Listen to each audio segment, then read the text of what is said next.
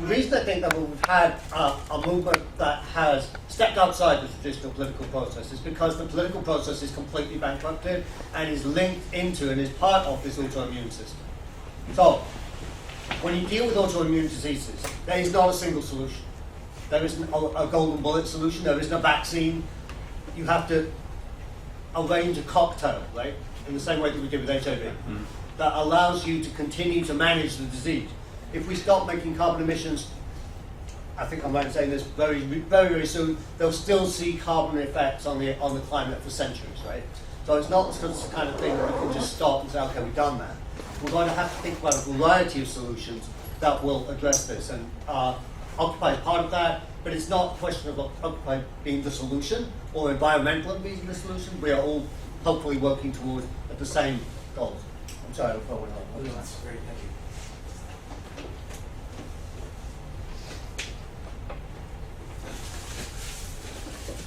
Me? Oh no, Brian. Oh, okay. I thought I was fourth, but this is just fine.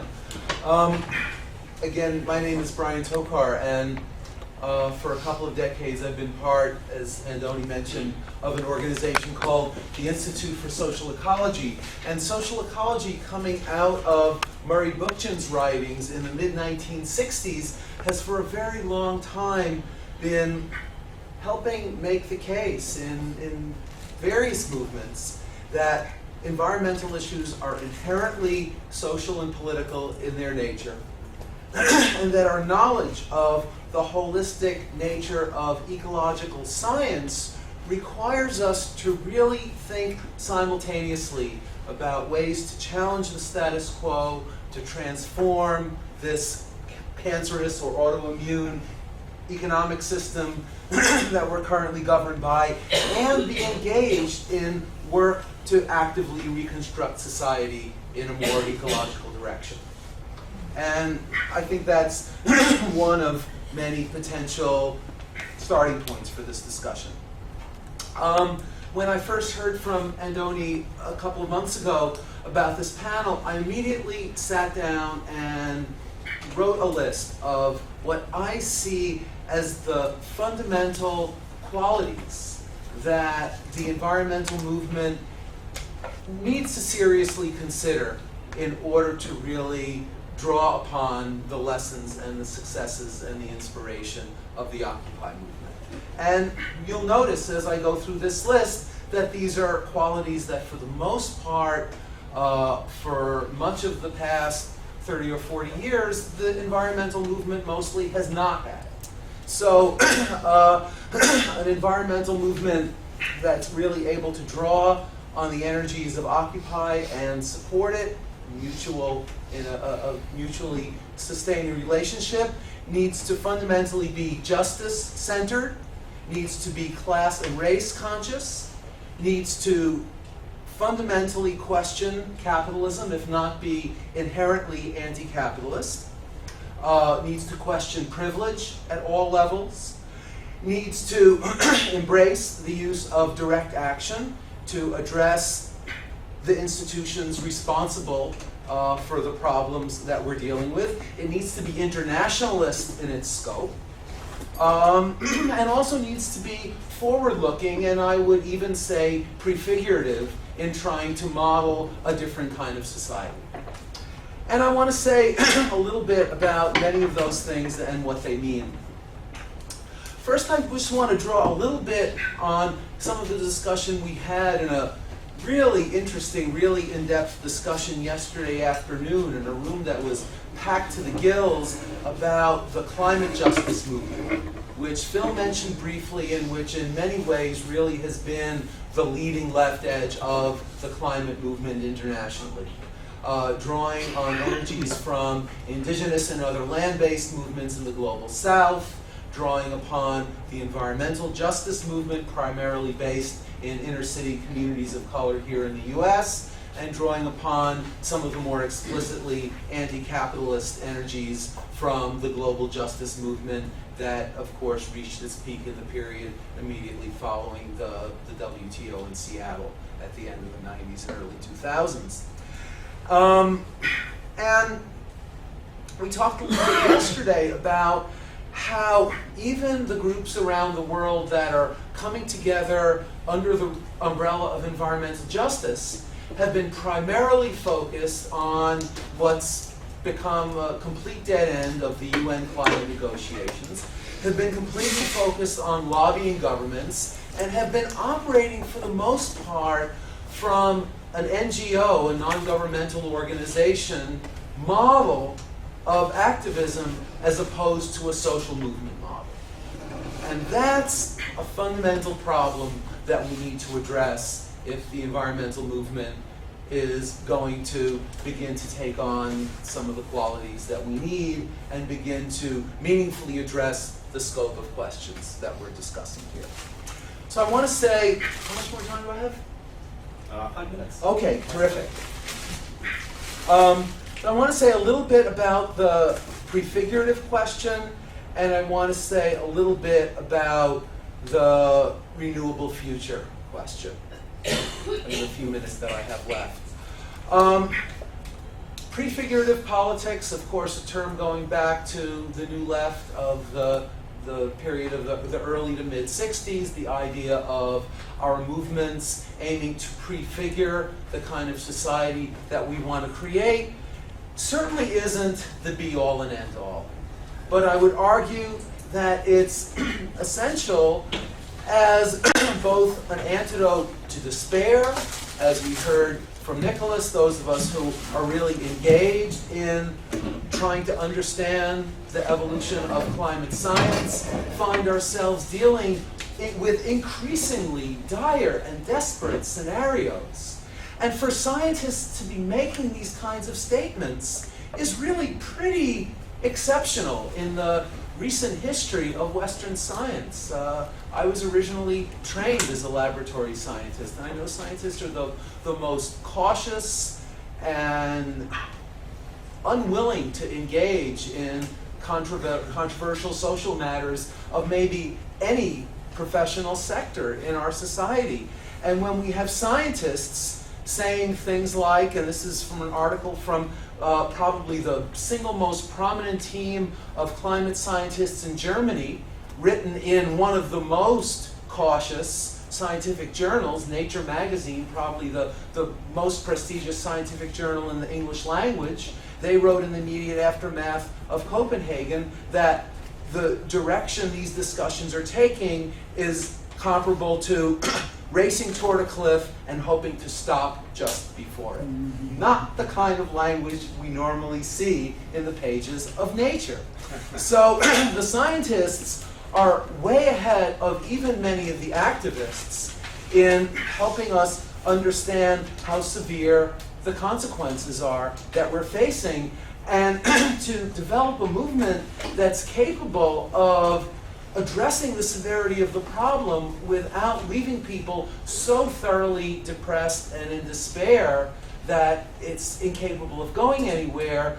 We really, I think, need to embrace this prefigurative dimension. There are some currents in the environmental movement, especially actually in the radical environmental movement today, that are very disturbing. We have the whole tendency, most typified by Derek Jensen's work, that the only potential solution to the environmental problems we face is a total collapse of civilization. There are a surprising number of advocates of that position here at the Left Forum this year. And this is an extremely popular position among people who identify as radical environmentalists. It's fundamentally nihilistic, and in my view, it's fundamentally a dead end.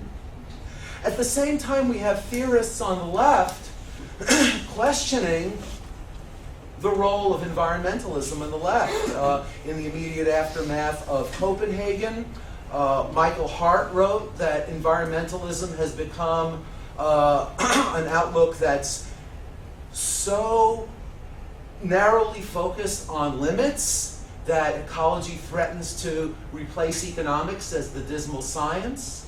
In an interview a few years ago, Slavoj Žižek wrote that our idealizations of nature have become such an obstacle to understanding the nature of the potential catastrophe that we face, that we might as well forget about nature and embrace the artificial. Now, I don't think very many of us who work in the environmental movement want to go in that direction at all. So we need an environmentalism that's forward-looking and militantly reconstructive, as well as very aggressively oppositional. As Andoni alluded to, this was an idea that was central to movements in the 70s and 80s, the first wave of the anti-nuclear power movement that I was very active in, very much embraced visions of a solar civilization that would be more decentralized and community-based. At that time, we had 30 years to hold off potential climate catastrophe. Of course, we no longer have that. But at the same time, in order for our movements to move forward, we need to have a vision of what kind of society can actually get us in a place where we can live better using much less energy. Just to wrap up, we know the technology exists. I was part of another session yesterday morning that focused on that. There are many research groups around the US that have been laying out detailed plans for a transition to a solar future. What most of them are missing are the understanding that capitalism is fundamentally unable to get us there, and that we need a very different kind of movement, and we need an environmentalism that embraces anti-systemic outlooks and draws on ideas like social ecology to help us move forward. Thank you very much. And sorry for mixing the order up there. Peter, do you mind going next? I'll go. That's all right. Okay, Alex can do it next time. Thank you. So, thank you, Adoni, for organizing this great panel, and to the other panelists for some really provocative ideas.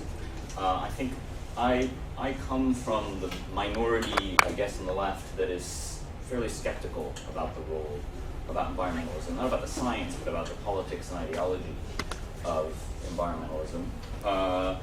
And maybe a bit more pessimistic about than Brian about the ability to transform the despair so deeply rooted in environmentalism into something forward-looking, progressive. I think it may be pretty deeply rooted in environmentalism itself. And the way I'd like to get at this is maybe talking about what I see as the affinities between environmentalism and Occupy, both at the ideological and the political level. So ideologically, it seems to me the affinities have to do with a kind of shared, there was around Occupy a kind of shared view that one of the big problems with corporations is that they're big human economic enterprises that are really destructive of nature and communities. And that taps into a kind of theme in environmentalism that has been very critical of the Industrial Revolution itself, and of the aspiration to control and manipulate nature for human purposes. And I think there's a kind of anti-humanism that has really been all over environmentalism for a long time, that is rooted in that very premise. It's the project of manipulating nature for human purposes that's at the problem. And I think that's an ideological affinity that's been there with Occupy. I mean, maybe it's just because there have been, sorry, I've got the names, but as you Phil pointed out, there were just a lot of climate activists organizing in Occupy. And then the other ideological affinity that I think is there is that although Occupy has been kind of global in perspective, it's very local in its actual kind of utopian vision, or its prefigurative politics. And that's also kind of true of environmentalism. I think environmentalism has had trouble giving us a social vision, an alternative social vision that could be large-scale, national and international in scope. Anything more than would just be kind of a whole bunch of federated, small-scale, self-sufficient production communities. And I'm not sure there's anything that attractive about that social vision, actually, to be honest. And it's not something that I really identify with the kind of project of the left. Hopefully we can talk about that more. On the political side, one of the connections I see between environmentalism and Occupy have been that Occupy has been a kind of cipher for a number of movements that have had trouble connecting up with mass politics, that seem to offer this moment, this entry point, where we really have a mass political moment. And it seems to me that environmentalism in various ways has had trouble actually getting a grip on mass politics. And I think there's a few reasons for that. One is the social pessimism of environmentalism itself. I mean, there is this kind of narrative of despair. And I think it's hard to convince a lot of people to sign up to a political project that is that pessimistic and that can sometimes verge on misanthropy. That the lesson of the last 300 years has been that when we try and control nature, the unintended consequences of human action are far more destructive than any of the intended consequences. And the problem there is not just that you're not really going to end up appealing to mass interests when you say, well, you got to consume less and so on. It's a deeper thing, which is you're trying to mobilize people to engage in large-scale political action. But the lesson is, whenever we engage in these large-scale intentional actions, the unintended consequences are worse. You're kind of stuck, because why would people get behind that, right? If they think that the unintended consequences of their actions are worse, then you're kind of at a political impasse. And I think that's a problem that I don't think environmentalism has yet, I mean, I'm lumping a lot of things in environmentalism, but still at the heart, has really managed to overcome. There's two other reasons, aspects that I think have been self-limiting about a lot of environmentalism. One is the crisis political mode, and here maybe I'm differing with Nick. Sorry, in the moment I can't get the names, but with Nick, which is, I find this kind of, we must act now, we don't have time to reflect, why are we even here at Left Forum kind of attitude problematic, because it's a kind of politics of fear, right? Our existence is threatened, we don't have time to reflect, we need to be out there acting. Any moment of reflection is kind of time wasted. I mean, this, and the political project now has been reduced from aspiration to just saving our hides. That is a politics of fear, and it's kind of authoritarian, and it's not so different from the war on terror. I mean, it's a left-wing version of it, but it's supplanting a movement that's really about reflecting and trying to articulate human aspirations, and replacing it with a kind of mobilized act we really shouldn't be reflecting. And I think that's problematic, and it's going to limit its appeal to mass politics. I think that's a real problem. And finally, and I would like to hear more about what he thinks about that problem in particular. And finally, I just say that one way that I've noticed that some environmentalists have responded to the limited appeal to mass politics has been to invoke the authority of science and say, look, the science is in. In fact, I think Brian read these scientists, and it's true the science is in, but the science doesn't tell us how to act. The scientists tell us what's happening in the natural world, and there's a lot of complex things happening in the natural world. But how to act requires us to have agreement about a lot of political and ideological questions. And I think part of the reason that you even get wacky science skepticism is people can tell that they're being bullied with the science. Look, we don't have time to argue. You need to sign up to what we're doing because the science is in. Well, the science is in, but the social science isn't. You have to have arguments about the best economic and political institutions for dealing with how to distribute risks according to nature, for dealing with whether what we should be doing is reducing emissions or, in fact, scaling up production for places or redistributing resources there so they can deal with climate change and natural disasters. And so my concern with this kind of appeal to science, I've seen Al Gore do it, and I know nobody here is particularly friends with Al Gore, but it's just a kind of emblematic of a certain approach, which is when you can't win the arguments on its own terms, because maybe it's a very pessimistic ideology or it's been a kind of counsel of despair, you kind of just back up and kind of say, well, but the scientists are telling us what to do. They're not, actually. Scientists don't, in my experience, scientists know very little, actually, about political and economic questions. And you have to have an independent and separate argument about that. You can't really hide behind the authority of science. But then that's where these background ideological questions about, is this really a humanistic doctrine? Does this articulate human aspirations at a global scale become very important then?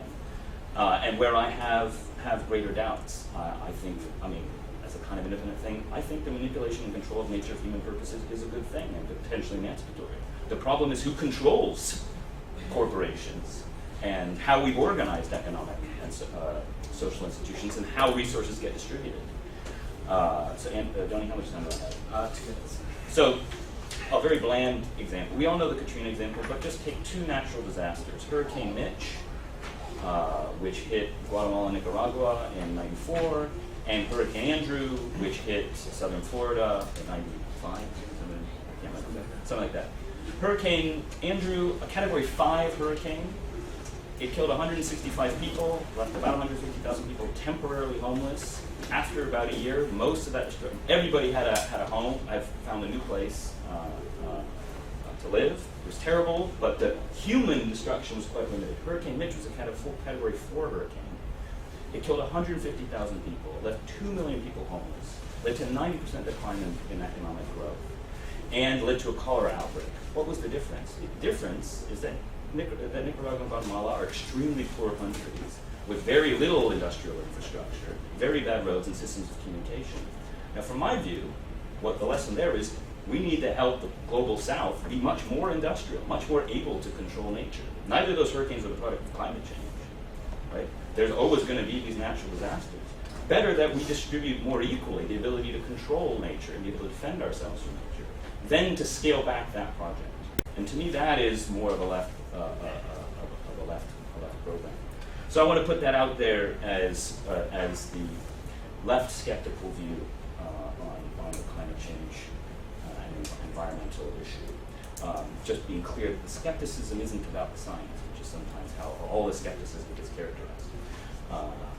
And it's a somewhat more grounded position than the Zizek'ian embrace artificiality, which is just Zizek. Thank you very much. Peter.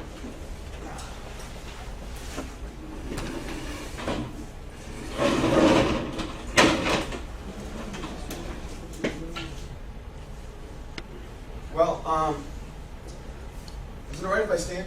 Of course. Thank you. Great. Just help me talk.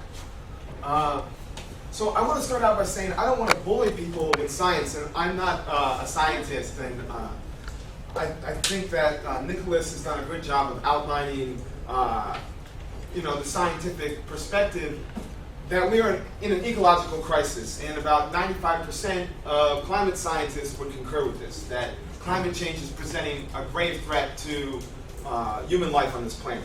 I would call it corporate-induced climate change, actually. But not to bully people with science. In fact, just walk down the streets. I live in Flatbush. I walk down the streets, I see garbage everywhere. Overpackaged food for people to consume, and it just gets left because people don't feel empowered and they don't feel like they have ownership in their neighborhood. Nature is confined in a little square. And you can see this. When we talk about the environment, it's not just over here. This is our environment, right? And it's interlocked with our society. It's very much a social problem. So we have to. It's good that we're here in this room, talking about the problem, ways to solve it, ways of addressing it, ways to mobilize as a left. That is good. I think we need theory and we need to have these conversations. But at the same time, to drop from an example, Mohamed Bouazizi, the Tunisian street cart vendor who set himself on fire because he was living in poverty. He got slapped in the face by a public official. He felt like there was no hope. And this helped spark inspired the Arab Spring, which inspired Occupy Wall Street. And Occupy is just an American version of of a worldwide movement for social and economic and certainly ecological justice. Our planet is burning, and we have to have a fire under our asses as activists. We have to be aware that this is a very real problem. Unlike the war in Iraq, where there were no weapons of mass destruction, we definitely know that our planet is in a crisis. There is definitely evidence of that. So, yes, I think we should be afraid because we are facing a threat. But it doesn't mean that it's separate from the social and economic situation we're in. And I'm thinking of a paper put out by the Blue Planet Award winners. I guess it's sort of a unofficial Nobel for environmental science, environmental exploration. And they say they want a perfect storm of social and environmental problems contributing to this ecological crisis. And they talk about how, in this paper they put out in February, how we have to radically transform our society and make it more make it more socially just if we are to solve the ecological crisis. So, just to return to my notes, So one of the things I want to talk about is in the environmental movement, a lot of times we've sort of felt dejected, like, well, we can't bring millions, thousands, millions of people onto the street. We'll have to look to solutions ourselves. We'll have to recycle.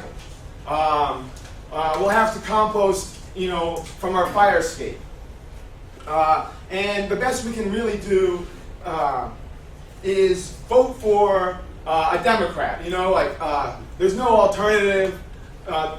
We have to vote for a Democrat. Well, I think Occupy has shown that we have hope, right? There is power in our numbers, and that we can mobilize and we can have an impact. We've already shifted the ideological discourse in this country, and we can do much more than that. We can radically drag the Democrats kicking and screaming to make social reforms that we need now. But at the same time, I would argue that these ecological problems that we are facing are indicative of capitalism. And I would agree with Alex that we shouldn't be anti-civilization, anti-industry. I think we have to work on healing what Marx would have called the metabolic drift, and what writers like John Bellamy Foster and others in the monthly review vein have called the ecological rift. So we have to find ways of connecting humanity with nature, because we're alienated from nature. And that alienation from nature is the same alienation that separates us from each other. We're not alienated anymore. We start talking to each other. We start thinking about ways of organizing, and maybe we don't want to be exploited anymore. And maybe we don't like the way our environment is being destroyed and exploited and constantly used as just this vehicle for extraction and profit. We start healing, so this alienation, we can bridge that. And at Zuccotti Park, we saw that happening. We saw people bridging that gap of alienation. To give one example, people talk about prefigurative politics. Well, actually, at Zuccotti, sometimes this was not just simply a way of morale or like, we're doing our small part in our small little corner. Sometimes this was actually a matter of practical necessity. Just like building sustainable technology is a matter of practical necessity. And to give a miniature example at Zuccotti, the police took away our electric generators, right? No more generators, no more heat. And the people in the sustainability working group had a novel solution, which was a bicycle-powered generator. And that was able to keep folks warm. And it was also an example of how we could use renewable energy. Maybe we're not all going to have bicycles in our living rooms, but we can have windmills providing power for people with this infinite supply that we can really start tapping into as a society. If we have put political pressure on politicians, on corporations who have cornered the market, by the way, of renewable technologies, if we start putting pressure for investment, we can actually transform the way society is run. But ultimately, it's not going to happen under capitalism.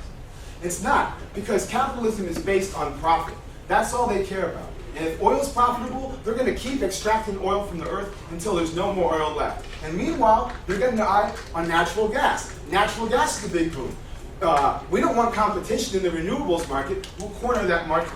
So ultimately, we have to fight for reforms that we need right now as a society. But at the same time, we will ultimately need a new system. And I think there's 350 has given some good examples of how mass mobilization can put pressure on politicians. I'll get to one of those in a minute, but just to give it a historical example, how's Nixon able to, how's the EPA created under the Nixon administration? This is the guy that drunkenly contemplated nuking Cambodia, right? And how is it that the EPA, the Environmental Protection Agency, is created under Nixon? Well, there was a mass environmental movement at the time that put pressure on him. And he realized there was a political liability that he would have to establish this agency. Now, of course, these gains got rolled back.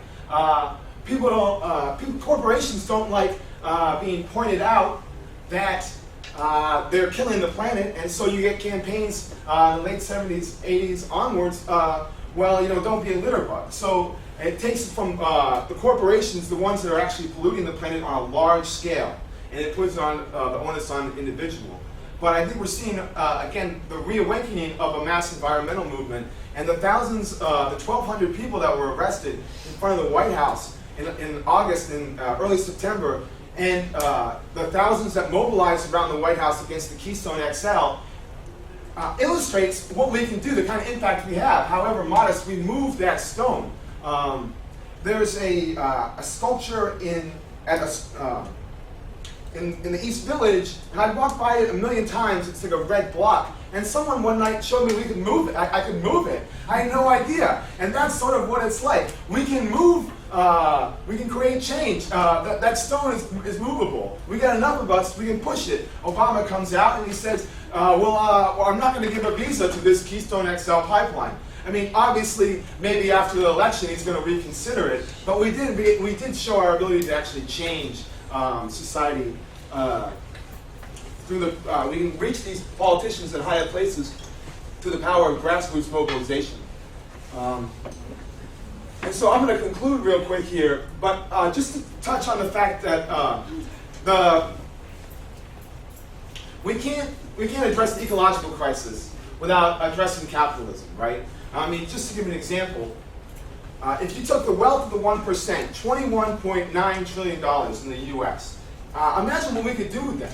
Imagine how we could rebuild our nation's railways to make them more energy efficient. You wouldn't have to fly in a plane to go 300 miles. Maybe you could take a 1-hour train ride. You know, we could create thousands of jobs, reinvigorating our economy. And that's the way to say, look, why are workers and environmentalists being pitted against each other? We can invest in this economy, make the changes we really need, and create thousands of jobs. And with just a fraction of that $21.9 trillion. Just a fraction. Then you look at, in the neighborhood of Zuccotti when the park was going on, you look just right across the streets at One Liberty Plaza, you have Scotiabank investing $999 million in the Keystone XL pipeline. So when we're attacking these corporations that are exploiting people and we're fighting for a better environment, this is the project that's very much interlinked. And just to wrap up, Zizek was in Zuccotti in, I believe it was October, and he said, there's some problems. I won't go into a Zizek philosophy, but one of the things he said was, we are not dreamers. The real dreamers are the people that think this system can go on infinitely the way it is, right? And I think that's a very accurate assessment, given the ecological crisis, the need of capitalism to constantly produce, and make limitless profits expand or die.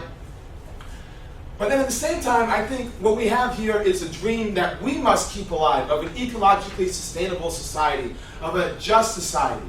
And that is a dream that we must keep amongst ourselves.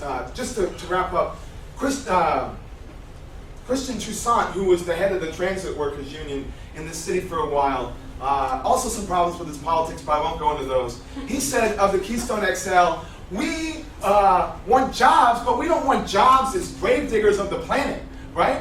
And it made me think of this quote from Marx, capitalism creates its own gravediggers. That is us, right? We are people in an industrialized society that are that have to sell our labor on a market, and we have the know-how to overthrow the people on top. There's more of us than there are of them. If we all got together and spat, we drown them, right? And so we are people being created by capitalism that will eventually overthrow it. So I think the issue that we have to be the gravediggers of capitalism, or else we're going to be the gravediggers of our planet. So that's all I got to say. Thank you very much. All right, we have a good 15 minutes to do questions, and so what I propose is we'll take a couple questions, 2 questions to start with, and also give the panelists an opportunity to respond to some of the discussion they've heard. And I just ask the panelists to maybe move the microphone down to whoever wants to respond next. But let's take, if there are questions, 2 quick questions. Please. I have a question stemming from what Peter was talking about. I want to know about what you guys view as the future of political pressure. I think we learned with the Tea Party that with the renewed conservative movement that they don't care about individual losses anymore in terms of people being elected. They're looking to long term. they're looking to where the conservative movement, they're willing to sacrifice a few seats here or there. So how do we use political pressure effectively in this new, like, you know, how do we make it long term as opposed to just a few sentences here and there to pull forward policies that matter? There's a second question there. Okay. Yeah, I think that Alex was getting into some of these problems. Also, the gentleman from the Institute of Social Ecology, the idea of nature as a social problem, a fundamentally social problem. I think that the dichotomy of nature and culture is one that should be affirmed, actually. I know that they're interlinked, but there is a real historical opposition. It's not necessarily eternal, but there is a real alienation of humanity from nature, the way that we operate. There is, in some sense, like when we talk about exploiting the environment, all biological organisms, to the extent that they can, exploit their environment in order to survive. If they don't, they die. And there is, to an extent, a way in which there's a kind of romantic ideology of what nature is. This sort of harmonious, like, totality, which is sort of like everything is in a sort of delicate equilibrium, everything sustains each other, and there are these negative feedback loops, when in fact nature is a profoundly chaotic and self-destructive and self-transformative system. Like it feeds off of its own recreation. I mean, species go extinct without humans, and in fact, the intervention of humanity to keep some species from going extinct is profoundly unnatural. That's not to say we shouldn't do it. To get to the question, though, is this sort of ideology of nature as a sort of end in itself, as something sacred and inviolable, something not to be exploited? How is it that this sort of alienation can be overcome in a way that enriches human freedom? The sort of human freedom to actually recreate society, recreate ourselves, and I mean, almost inverts the sort of Rousseauian idea of like naturalizing man. Trotsky had this idea of humanizing nature, that the present distribution of the mountains and the oceans cannot be considered final. The machine is not in opposition to the earth. You know, we will recreate the earth, perhaps not in our image, but at least according to our taste. I mean, we already have. Okay, we'll take these two questions, have some response, and then we'll take questions from questions in threes. Anybody like to start? I have a lot to say. I'll try to keep it brief. I did want to respond specifically to some of the points that Alex raised, as well as the questions. If I can just start by going through a few of the points Alex raised, step by step. Small-scale localism isn't enough. Of course it isn't enough. Social ecology puts forward a politics of confederalism. We need to work at many levels. And there are a lot of questions about political strategy that go along with that. Anti-humanism in the environmental movement. This has been a huge problem for many years. In the late 80s and going into much of the 90s, there was a huge debate. It tore the early Earth First movement apart between people who openly identified themselves as misanthropes and people who had more of a social analysis. On the ideological level, there was the debate between deep ecology and social ecology. I encourage you to read some of that material. It's a long-standing debate, and there have been countercurrents to the anti-humanist one for a very long time.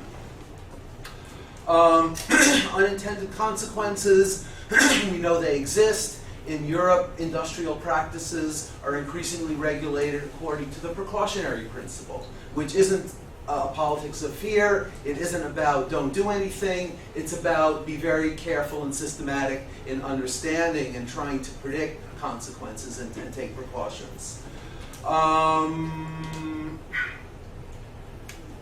The whole question of nature and evolution and the point that you raised about nature and culture. In Murray Bookchin's writings, he put forward, first of all, supported the idea that human consciousness has always been that the evolution of human consciousness has always gone hand in hand with efforts by humans to directly affect their environment, and propose the idea, which I very much agree with, of a participatory evolution, where rather than exploiting nature such as it is, and totally understand and agree with a lot of what people have been saying about nature as an ideological construct, but instead of exploiting non-human nature, we can act in a participatory way, and there are practical fields of endeavor like permaculture that have evolved over many decades that show how we can do that. The point that Alex concluded with about more industrialism. I mean, there have been many projections about how many Earths we would need to exploit in order to have enough energy, enough minerals, enough of everything else that this system, with its myth of endless growth, relies on in order to, quote unquote, raise people to this artificially inflated standard that capitalism has handed to us. We know that the more difficult to access energy resources we go for, first the more destruction is caused, and the BP spill last year was a prime example of that. We also know that the rate of return, the amount of energy we get out for the amount of energy it takes to extract that energy, goes down and down and down. And I won't go into the numbers, but that's an important lesson that we need to keep in mind. Last point, I'll refer to the work of my colleague David Schwartzman from Science for the People in DC, who I was on a panel with yesterday, who's done a lot of work to articulate a politics of what he calls solar communism, which actually raises the standard of living and quality of life based on our current knowledge of available solar resources, but it requires fundamental redistribution of wealth and the abolition of the military-industrial complex to get us there. Thank you, Nicholas. I just want to quickly respond to the things that were said. I think it's really the first time I've ever heard anybody describe the Occupy movement as anti-reflection. What do we do in Occupy? We have think tanks, we have GAs, we have district assemblies. We talk constantly. It's a constant discussion. My point is, when I was describing my worry with having a panel here, only 5 of us got to talk. There's 30 people in the room. It's absolutely offensive to describe the Occupy movement as synonymous or parallel to the war on terror. Yeah. Who do we rendition? Who do we torture? Who do we bomb? It's a clever point. It works nicely in Brooklyn dining rooms to make that kind of parallel. But as a political gesture, it's offensive. And I'm sorry, I was offended by that. If we're going to talk about the politics of fear, try this for scary. All that is solid melts into air. All that is holy is profane. Remember that? The Communist Manifesto? I found that a pretty scary set of ideas. I don't think that there's anything politically innovative in some senses about using a fact-based analysis of what's actually happening to inform people and to try and transform their everyday lives. We saw that at COP17, where people occupied COP17, which is the climate change negotiations.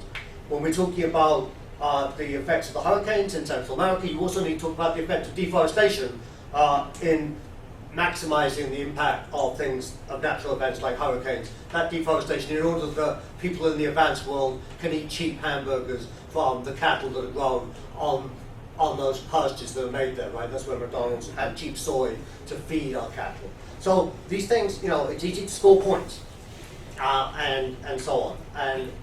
But my sense is really that we're at a moment of profound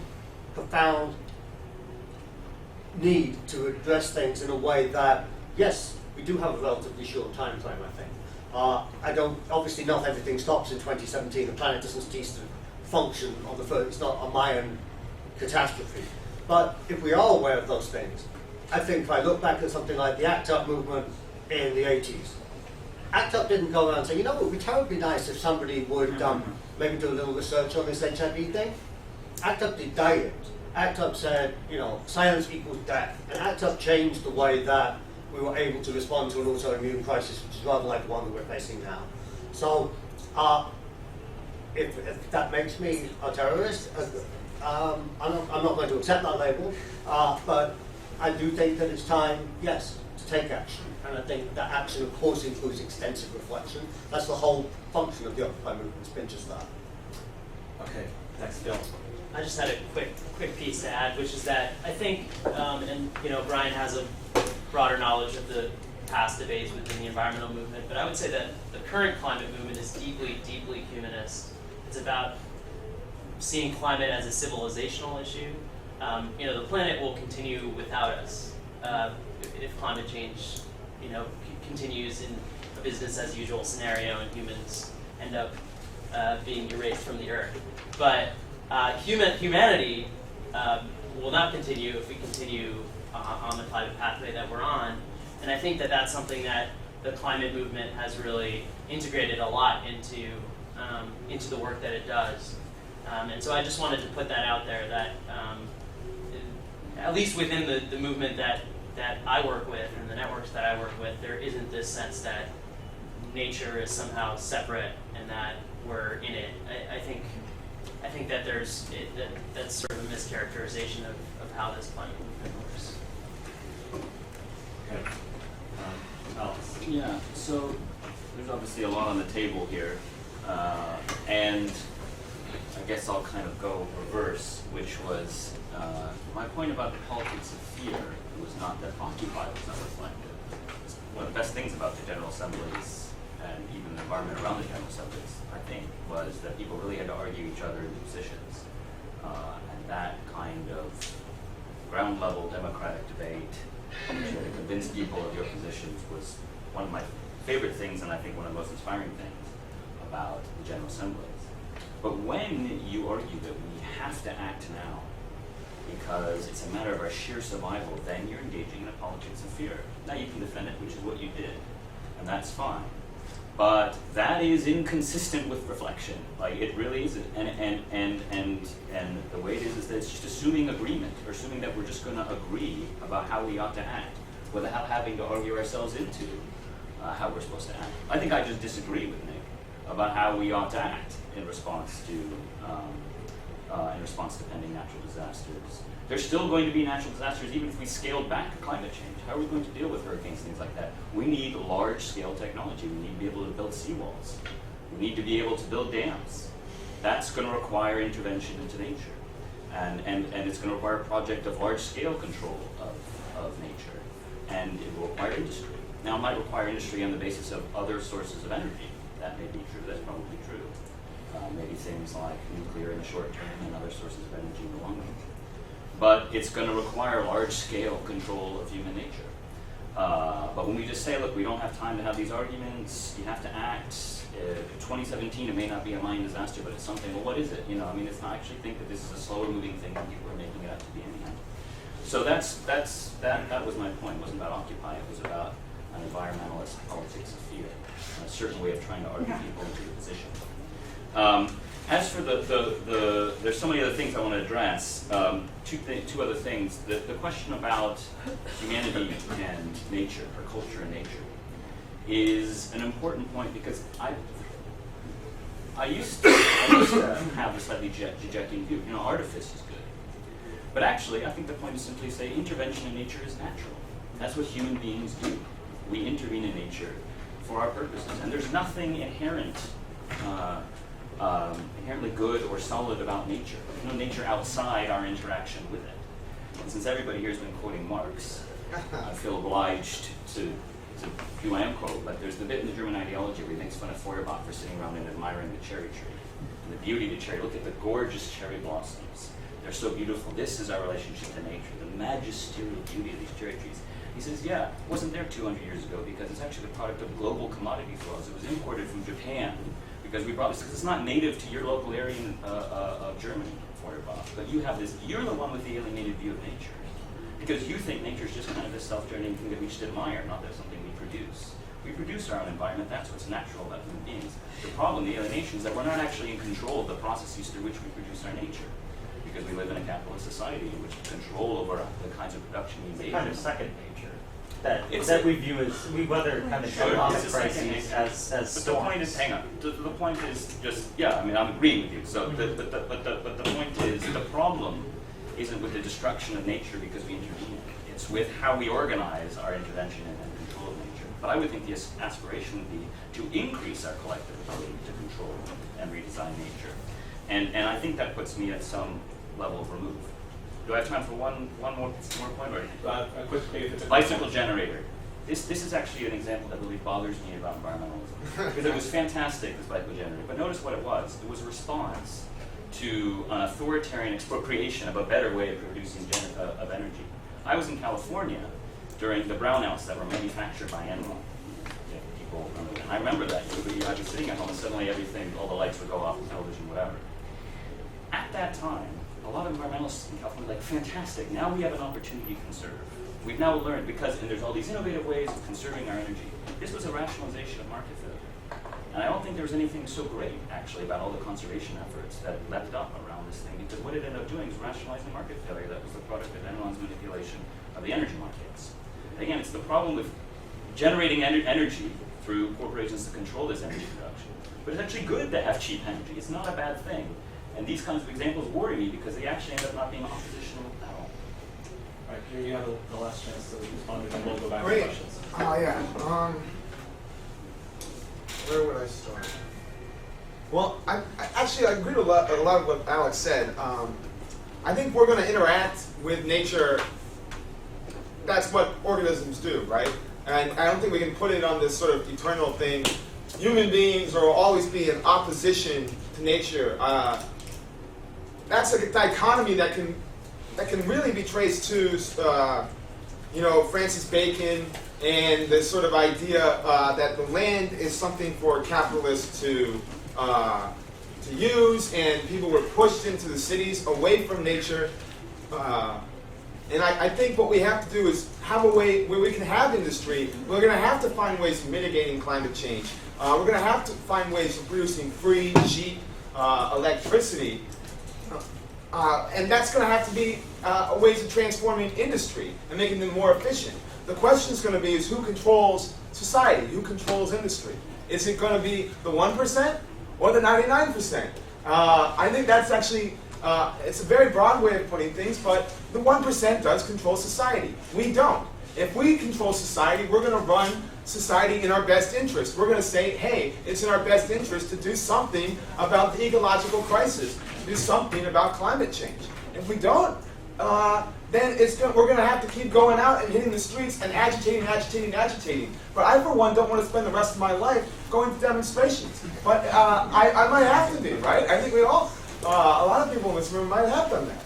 But and that can have an impact, but it's not going to actually solve the crisis. Like, the system is the crisis. Capitalism is the crisis. We need a whole new system.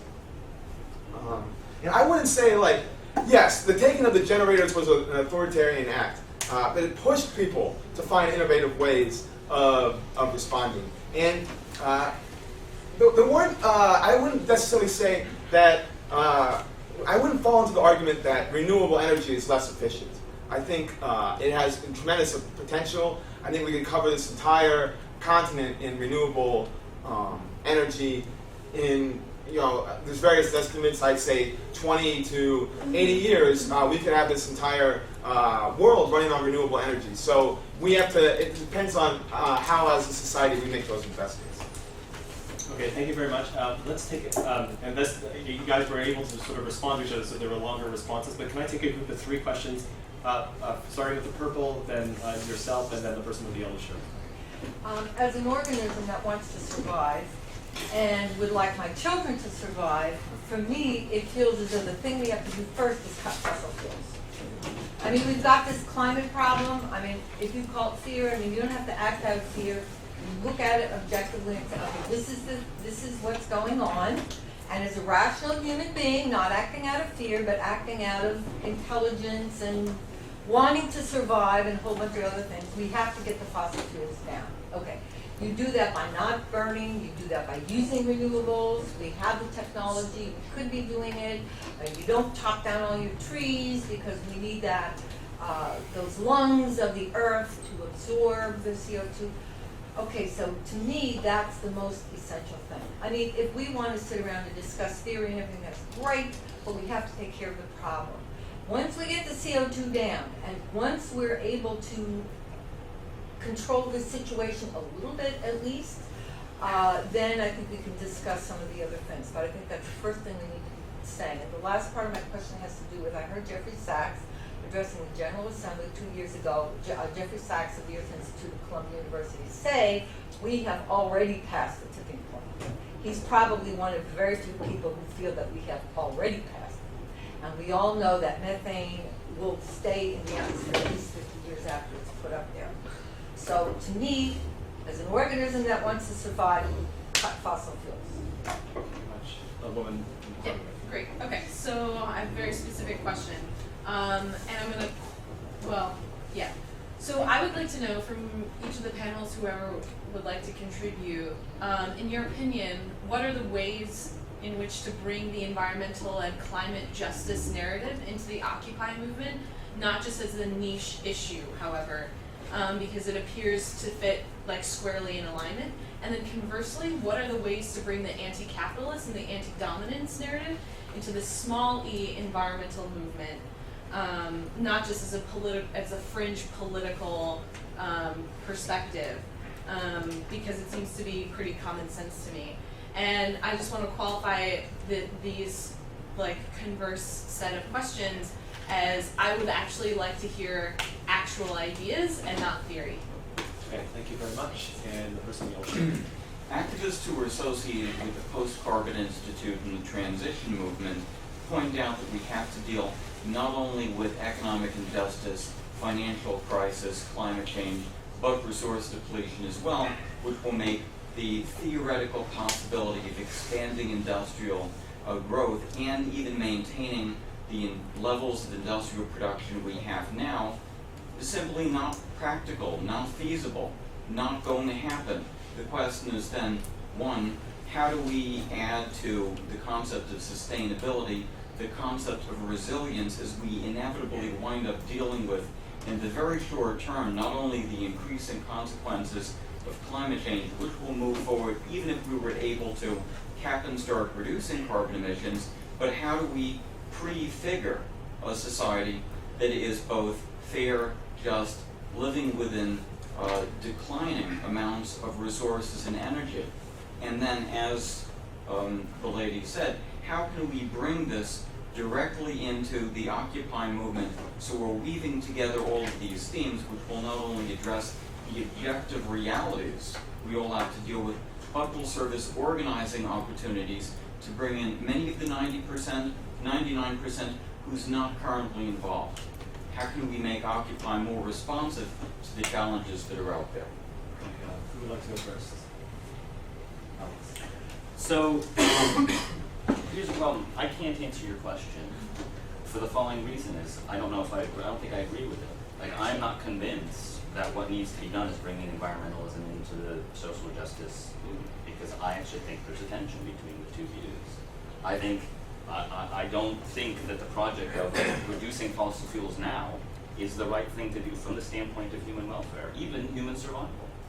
Because the greatest threats to human survival in the global south, for instance, have to do with underdevelopment. And the best way to solve that problem is immediate and massive industrial development. I think that's just a fact. And we can get into the details if we want, but I want to keep my answer short. And so I'm unwilling, you can say that's theory, but to me, that's why I'm really not willing to go there with you.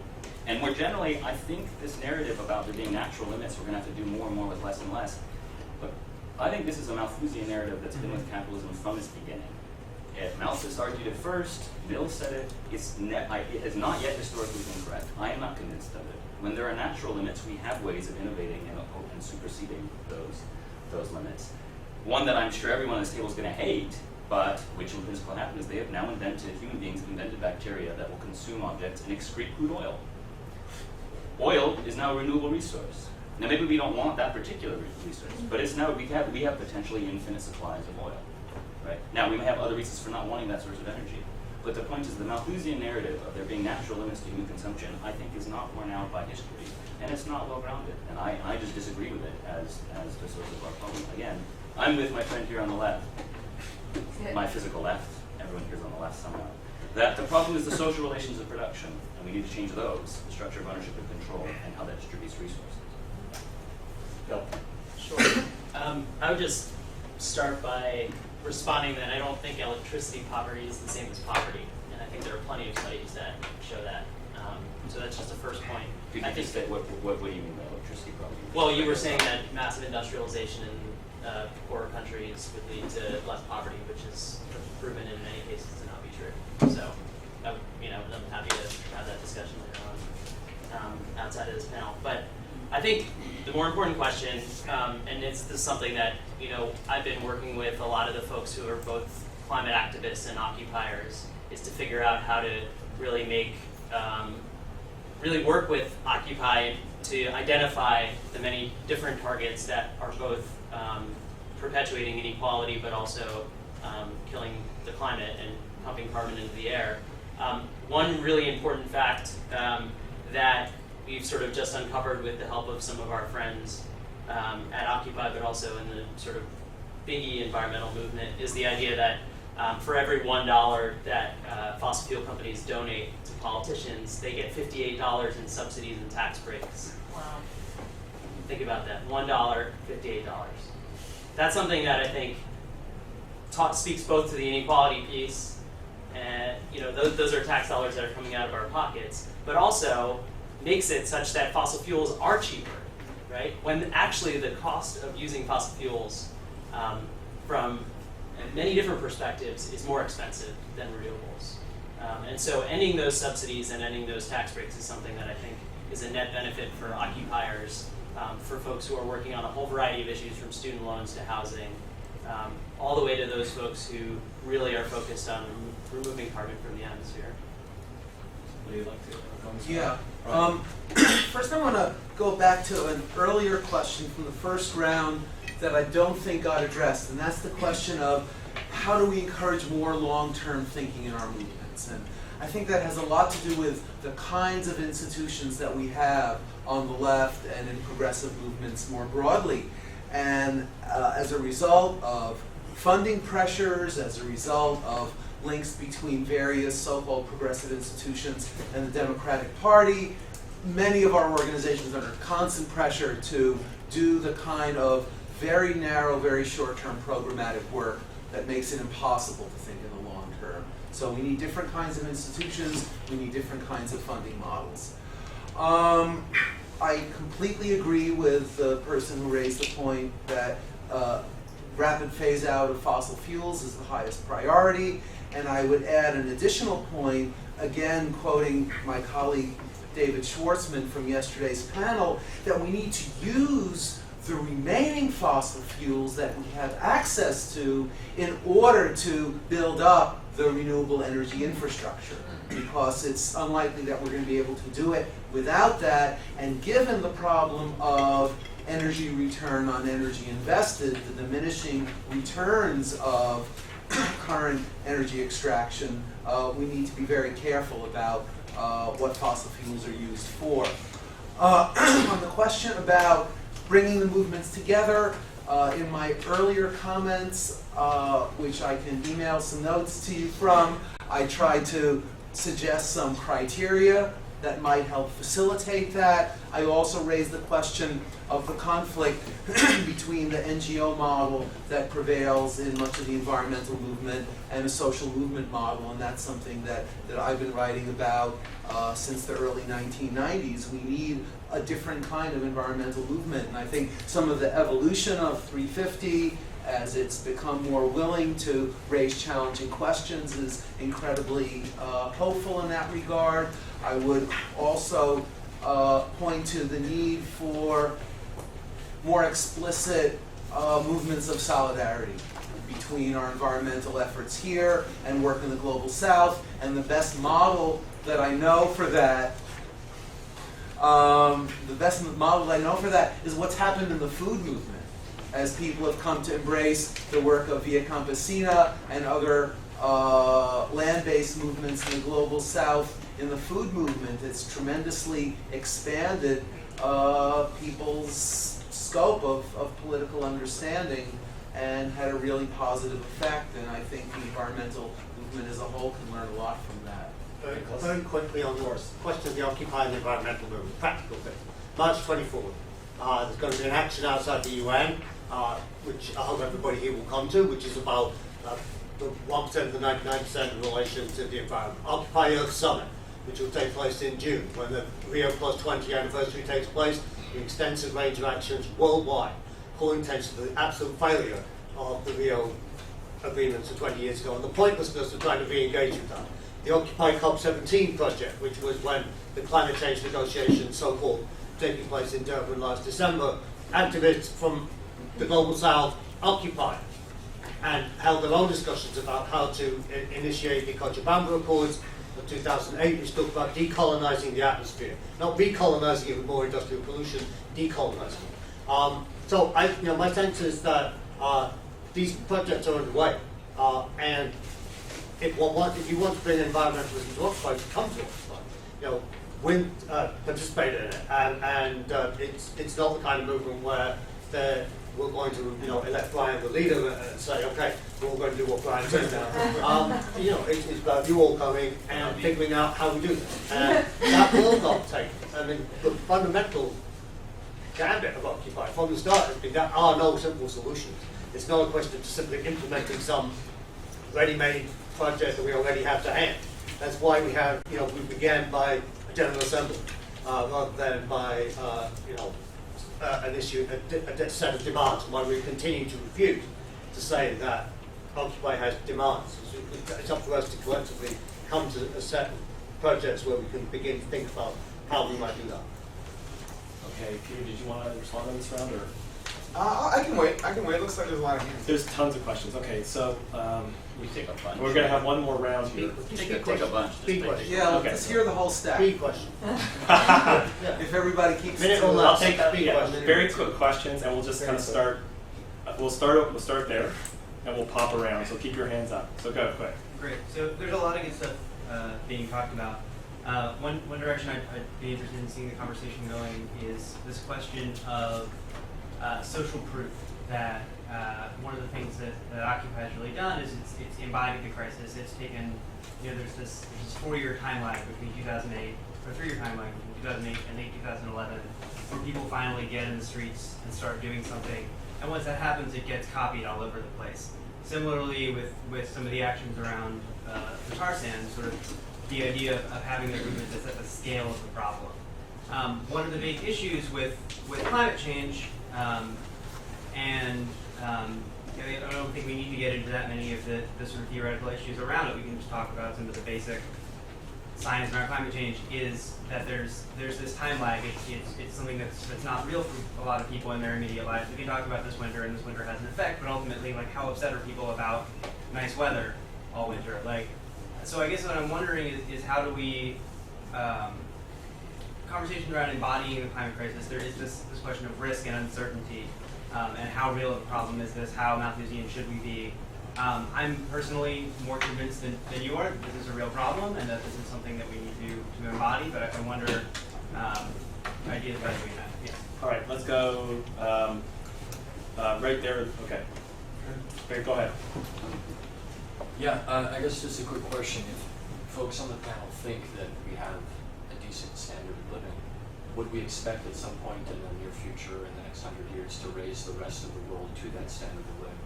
Second question, it sounds like Occupy, if that's what people want to some extent, doesn't have demands. Maybe there is a demand. You in purple, you said something about rapidly reducing fossil fuel consumption.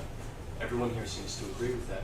How would we enforce that position on Brazil, Russia, China, and India? Okay. I just wanted to ask if the panelists believe that that the change starts with the individual, and if they think holding yourself accountable for how you contribute to the problem is something that's important. And then the second part of the question is if you understand the issue with the ecological issue with drinking out of plastic water bottles. Incidentally, plastic water bottles came from a platypus to keep our people hydrated. So Okay. that's not their responsibility. I want to make a question and a comment, and I think rapid industrialization is what got us in this mess. There's a couple of really good documentaries, South of the Border and Guns, Germs, and Steel, and they show how a lot of these indigenous societies for tens of thousands of years lived sustainably, supported themselves sustainably.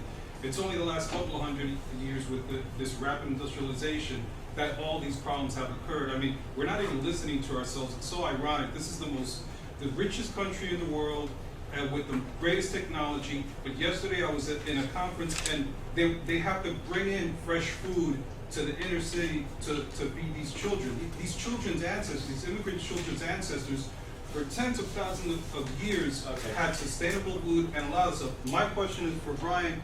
How can he mentioned earlier the internationalist movement? How can reach out to some of these countries that have a great sustainable policies and reforms that they've passed in their countries? How can the environmentalist movement work with them? We're going to keep going for another minute, and then we'll, right in the back. Yeah, I just want to say at the beginning, the first statement of the Occupy movement did not say a word about climate change, almost nothing about environment. It's now become a central theme, like the demonstrations and activities that were mentioned in a very strong resolution calling climate change a essentially existential crisis. And I just want to commend the people who were involved with that and say it's a tremendously exciting and positive step, which is in fact doing the very thing that you asked about and that you have been advocating is actually going on, which is a drawing together of both the themes and the people of Occupy and of the climate movement. Okay. Thank you. These are going to be 3 last questions, and we'll go there, and then in the corner. So please, you're first. Okay. Quick questions. It's kind of a comment. Yesterday I gave a paper on the Great Depression and Newton's response to the environment. And this is an area of our own history I think we've really neglected to understand. And it could provide a model for how we approach both the question of social justice and the question of environmental devastation. And when we ignore that period of history, we ignore the fact that the United States in the 30s was experiencing fantastic environmental devastation along with an economic crisis. And what Roosevelt did was combine both the social justice piece and the environment. And I think we really need to relook at that period of history for teaching people in the present. Okay, you're next. Okay, I think this panel is suffering a little bit from trying to have your cake and eat it too. So in the original presentations, there was talks about this is global and we care about all the people in the world and it's civilizational and we understand that our lives are interconnected and we want a better life for everyone. And then when Alex made his comments, there were nice murmurings in the direction of like, yes, of course, we don't want our environmental well-being at the expense of the global south.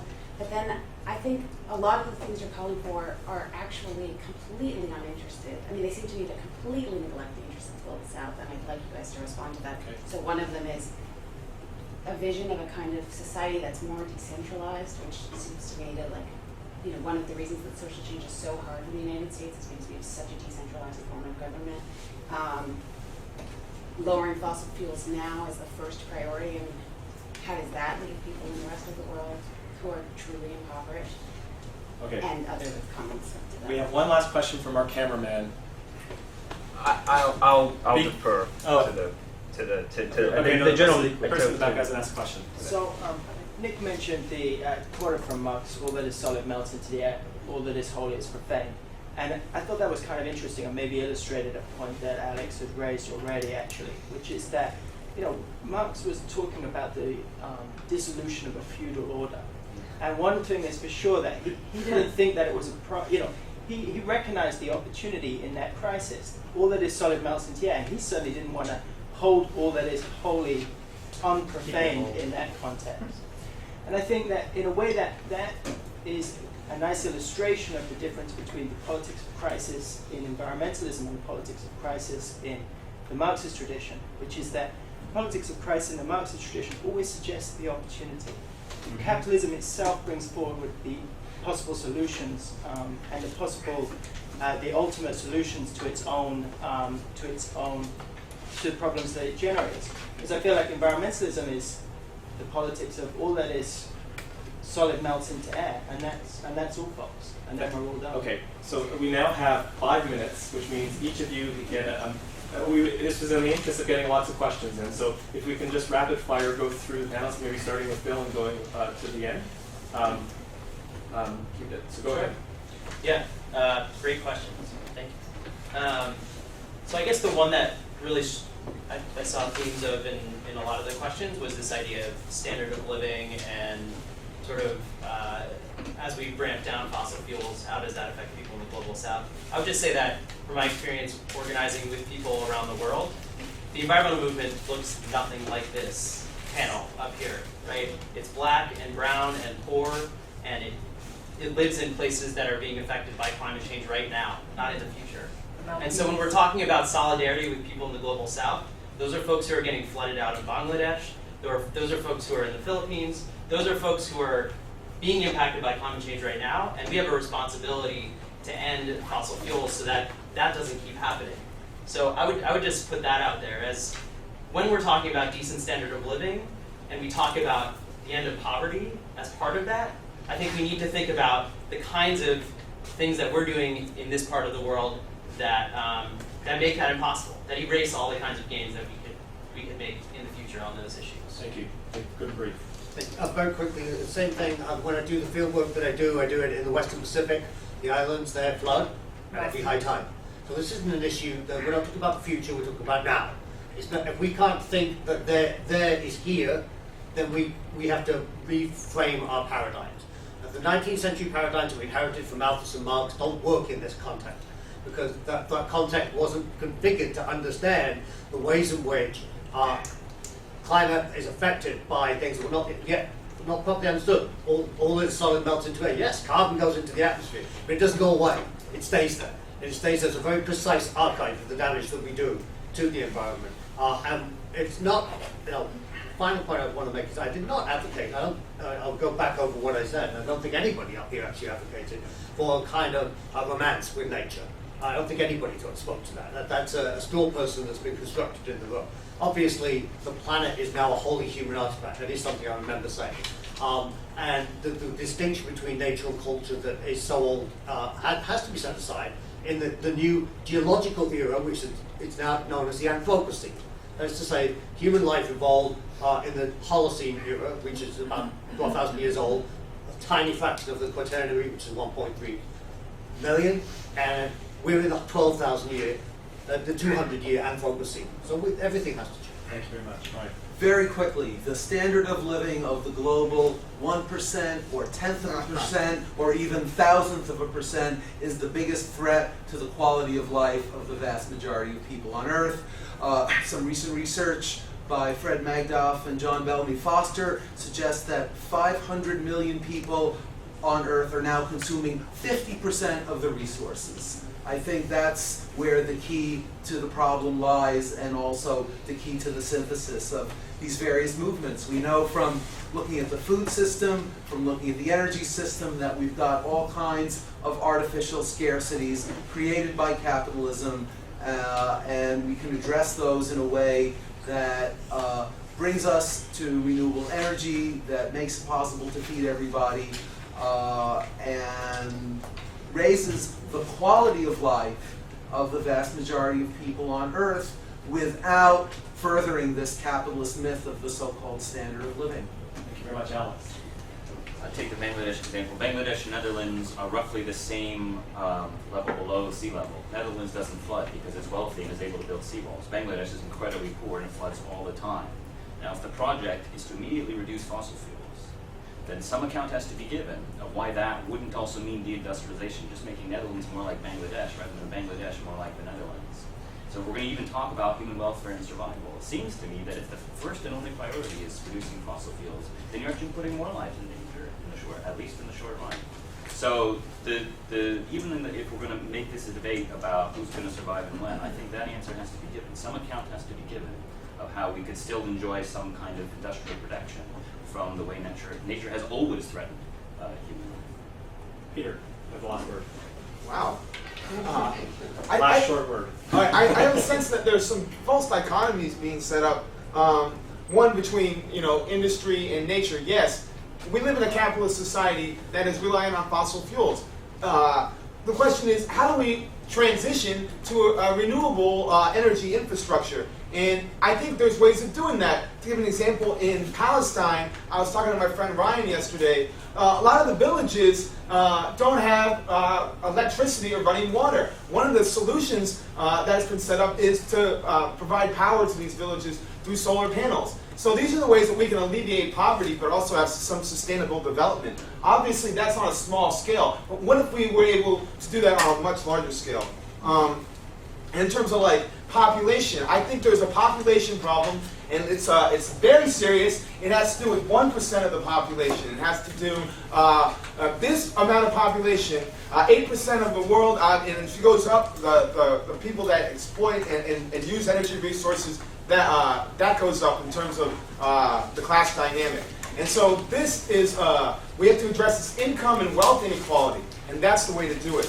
Folks that want to get involved in Occupy environmental activism, the Environmental Working Group meets Mondays and Fridays at 6 on Mondays and 5:30 on Fridays. You can talk to me if you need more information. What? At 60 Wall Street. At 60 Wall Street at the Atrium. And it's been great being on the panel. Thank you, and thank you for our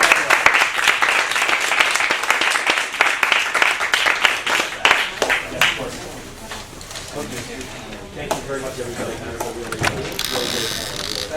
Thanks for making all that. It's been a lot of work inside. It was good. We learned a lot coming out of it. What was your question anyway?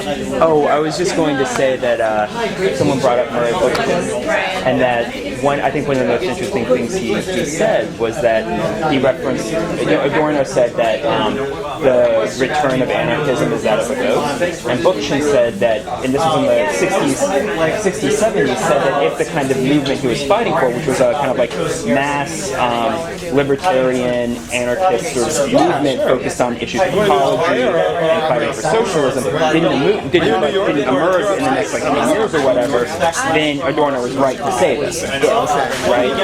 And my question was, does Occupy represent that or not? And particularly because one of the things that Bookchin emphasized was long-term continuity, not kind of actions that were kind of massive and spectacular, but sort of fizzled out in 6 or 8 months, but and how they understand continuity with things like the Seattle.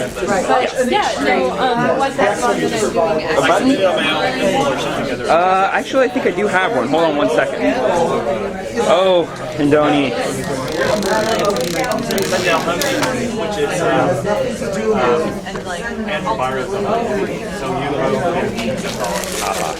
Okay, sorry. No,